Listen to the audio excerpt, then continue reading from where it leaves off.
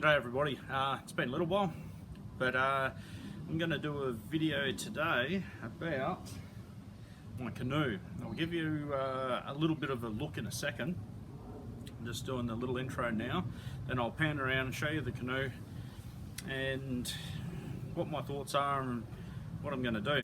Now I do have an electric motor for this canoe, and I'm probably going to use that again. The canoe's not set up, and it's never been set up real good. Don't have a trailer to get it anywhere, so I want to keep it a car topper just to sit on top of my ute, and that'll keep it really versatile, saving money on registration. I've got nowhere to actually keep a trailer anyway, so yeah. So this is the bare bones, and as you'll see, it's covered in dirt. I've just pulled it out from the garden where it's unfortunately been sitting for so long. So I'm going to share some of my thoughts of what I'd like to do, and if any of you have got ideas or can send me links to something else or show me some of your ideas, go for it. I'm all ears. I'll give you a little look, and then I'll come back and we can discuss a little bit more. This is, as far as I know, I can't tell the brand. I bought it second hand, so all I know is the guy who I got it off, he paid over $1,000. I don't know how much he paid, but me and my neighbour, we went halves in this. It's 16 foot long. It's actually quite heavy. It's too heavy for one person to manage. It doesn't look that heavy, but believe me, it is. It's well over 50 kilos. For you guys in the States, that's probably around about the 105, 110 pound sort of mark, and it's quite awkward. It's quite big, but what I can find on here is that the only markings I've got is it says Glide there,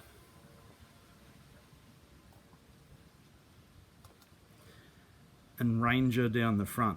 Now I've been typing that in and I'm not coming up with much. I've been able to find Bush Ranger and Ranger canoes, 16 foot, look similar-ish, but they're different. I'll show you inside it in a second, but what I'll do is I'll just pan back out here and give you a little bit more of a chat about what I want to achieve out of this thing. Okay, so this is the PVC stormwater pipe that I made some practice knife sheaths out of, and this is a 1.25 bottle, and as you can see, it's a really tight fit. So I've checked water bottles. This is a Mountain Dew, Coke, and all the others. They're probably going to be very similar, and it's actually quite a tight fit.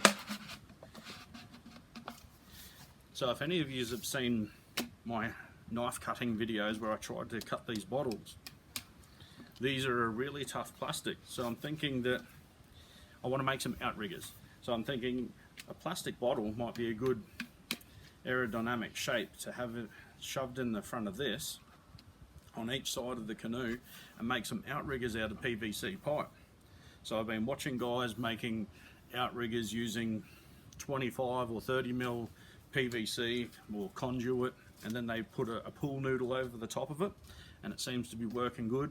Other people are just using PVC 2-inch or 51 millimeter PVC pipe, and that seems to be working well. You have the two of them, and it allows people to stand up a lot better stability. So now I'm thinking, if I go to 90 mil, which this is the cheapest type of PVC, then I can put this in the front. It's going to be a lot more aerodynamic, and we know how tough it is because a sharp big Bowie knife has difficulty cutting through here. So I think that that's going to last, and it's going to be really easy to put replacements in there, you know. So that's the thoughts, making some outriggers out of some of this. Now 16 foot, it's pretty big. It can easily take 3 people, and there is actually 3 seats in there as it comes standard. But what I would like to do is, I've used it before and it's not really that stable for standing up in. It's not flat bottomed, and yeah, it feels a little bit dodgy, especially when we're out on the, say, the Brisbane River especially, which is quite a big river. But there's some really big fish in there. It's really deep, so I don't intend on going out into the middle, but to use some of the boat ramps in those areas and then just hug the shore and just get us to some little spots that A, to catch bait, live bait with a cast net.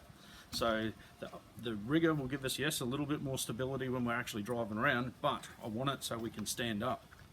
So when we've got the polarized glasses, sunnies on and that we've got a better angle to look into the water in the shallows, to A, look for bait fish, look for things like flathead and other fish that might be in the shallow waters that we can, or squid, and we can target by standing up.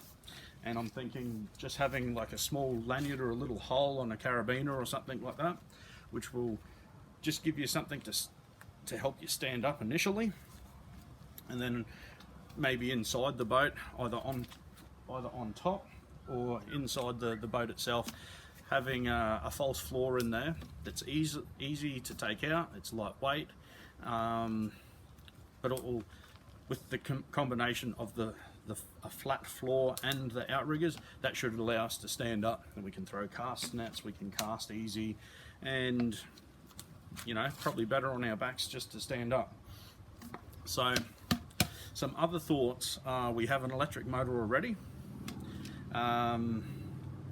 but I really want to be able to go into places where other boats can't go. Okay, so that means some of the creeks with small little channels, some deep little channels. We're talking, you know, maybe 10 foot deep to 15 foot deep. They're deep enough to get some big fish in there, but they're narrow enough that big boats can't go in there and turn around very easy. So I'm thinking those more inhospitable places that we go, the less traffic and the less fishing pressure is going to be in those areas, more likely we're going to have more chances of some decent fish, you know, especially some of the hard fighting, like mangrove jack.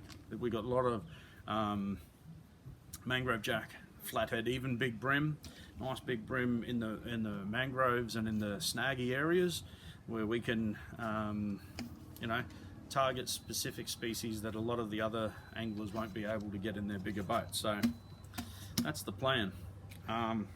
We have a depth sounder for this thing. We have the electric motor. It's a 54, is it a water snake, the white, is it a Jarvis Walker or Jarvis or something, white coloured water snake or something, I think it is, 54 pound. That's a pretty big motor, which will get this thing moving. However, that weighs itself about, it feels like it's going to be around the 15 kilo mark, so roughly 30 pounds. And then on top of that, a 100 amp hour deep cycle battery is going to be every bit of 32 kilos, which that's getting up around your 60, 58, 60 ish pounds. So you combine the deep cycle battery and the electric motor alone, now we're talking about 40 plus 45 kilos. That's getting up around 80 to 90 pounds. That's just motor, just battery, nothing else, no depth sounder. And you also want to run a separate little, like a motorcycle battery for your depth sounder, because when you're running an electric motor and the depth sounder, you get some interference. So there's another kilo for the little motorcycle size deep cycle battery, 7 amp hour, maybe 12 amp hour size. So there's a lot of weight and penalties, cables to hook up, etc, etc. So I've been looking at small outboard petrol engines, 2-stroke, 4-stroke, doesn't matter.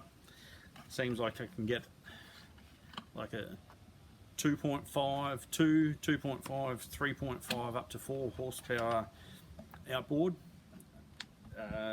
and they weigh between 9 and 13 kilograms. So we're talking, what, maybe 16, 17 pounds up to about 22 pounds.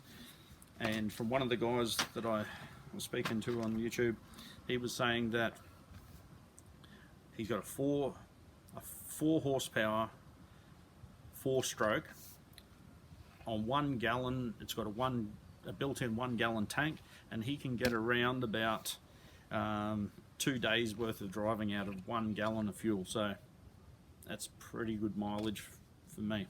And you basically don't need to go more than quarter to 1/3 throttle. So anyway, I'll leave that at the widest point we got 900, which is 3 feet,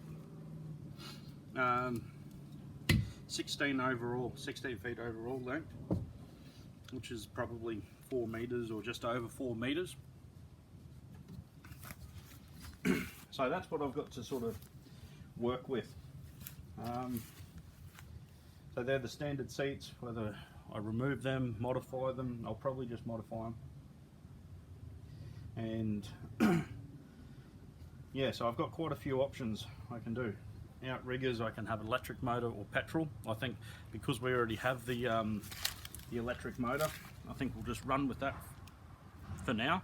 I need some new oars. At the moment I've just had kayak paddles, and they throw a lot of water around, especially when you're inside something like this. So I think getting 2 individual canoe paddles will be a little bit more user friendly, less water in the boat.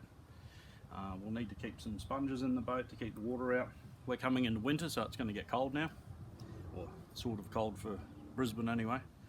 But yeah, I think I'd like to have a casting deck, at least a casting deck for 1 person, if not 2.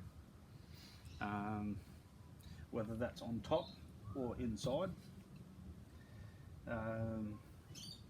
We've got a depth sounder to throw on there, fish finder, whatever you want to call it. We've got a electric motor. We have I'll have a live bait tank of some description with a little D cell battery aerator. Plus our tackle. I've got some chairs. We'll need to throw some chairs in here.